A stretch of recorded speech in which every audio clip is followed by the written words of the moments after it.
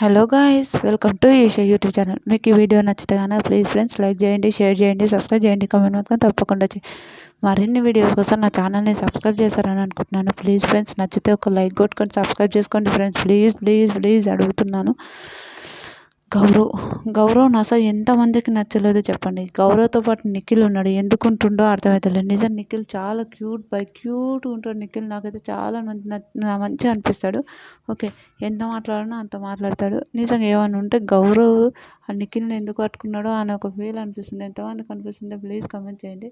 నిఖిల్ గౌరవ్ నుంచి దూరంగా ఉంటే బాగుంటుందేమో అని అనిపించింది నాకైతే. నిజం చెప్తున్నా, ఒక్క విషయం ఏదైనా ఉంటే వామ్మో ప్రతిదీ ఆయనకి తెలుగు రాదు, ఏం రాదు. ఓకే, లాంగ్వేజ్ ప్రాబ్లం ఉంటే ఇట్లాంటి వాళ్ళని ఎందుకు బిగ్ బాస్ పిలుస్తారు? తెలుగు వాళ్ళు ఎంతమంది ఉన్నారు, తెలుగు వాళ్ళని పిలిస్తే అయిపోతే కదా. బిగ్ బాస్ ఏంది ఇది? విచిత్రంగా ఆలోచిస్తారు, విచిత్రంగా ఉంటారు అని అనిపిస్తుంది నాకైతే. రిజల్ట్ చెప్తున్నా, నాకైతే అదే అనిపించింది. ఎందుకు ఈ మాట అంటున్నా చెప్తా. ఎందుకు ఈ మాట అంటున్నా అంటే, గౌరవ్ పాల ప్యాకెట్ దొంగతనం చేసినప్పుడు ఓకే నేనంటే తెస్తుంటే నేనైతే రేషన్ మేనేజర్ మార్చు అని అంటాడు. దివ్యకు సపోర్ట్ చేసినని ఎంత పడితే అంత ఉండడం అయితే నాకైతే కరెక్ట్ అనిపించలేదు. నాకైతే చాలా తప్పు అనిపించింది. మీకేమనిపించిందో కూడా ప్లీజ్ కామెంట్ చేయండి.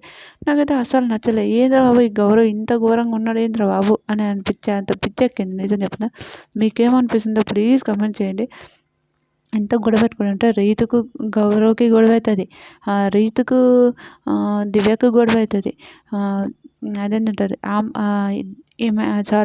నిఖిల్ ఆమ్లెట్ వేసేయమంటే, అరే నీ స్నానానికి వెళ్ళొద్దా ఆమ్లెట్ వేసేయాలంటే, అప్పుడు కిచెన్లో ఉండడం ఎందుకు? కిచెన్లో ఉండకపోతే అయిపోతాయి కదా అనిపించింది. మీకేమనిపించింది కామెంట్ చేయండి.